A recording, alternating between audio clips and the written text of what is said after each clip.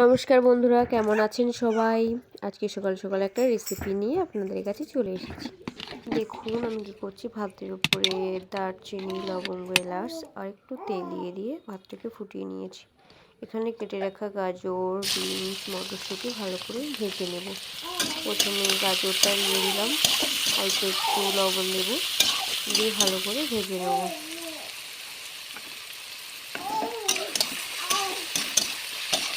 গাজরটা একটু ভাজা ভাজা হয়ে এসেছে, এবার বিনসগুলো দিয়ে দিলাম, মটরশুঁটিও দিয়ে দিলাম।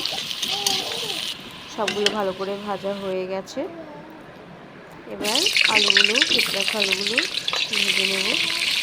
তো বুঝতেই পারছো আজকের আমি কী রেসিপি নিয়ে আপনাদের সাথে কথা বলছি।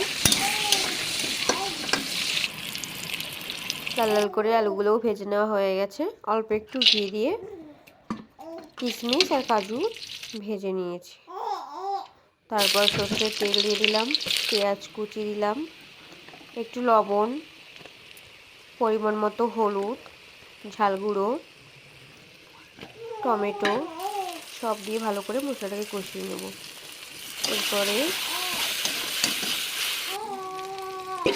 মাংসটাও দিয়ে দিলাম, ভালো করে মাংসটাকে কষিয়ে নেব।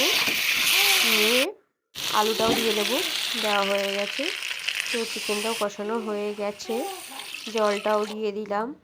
এই পাশে ভাতটাকে রেডি করব। ভেজে রাখা সব সবজিগুলো দিয়ে ওপরে একটু দুধ গুঁড়ো, একটু ঘি দিয়ে ভালো করে ভাতটাকে নাড়িয়ে চড়িয়ে নিয়েছি। নিয়ে 5 মিনিট মতো ঢাকা দিয়ে রেখেছি।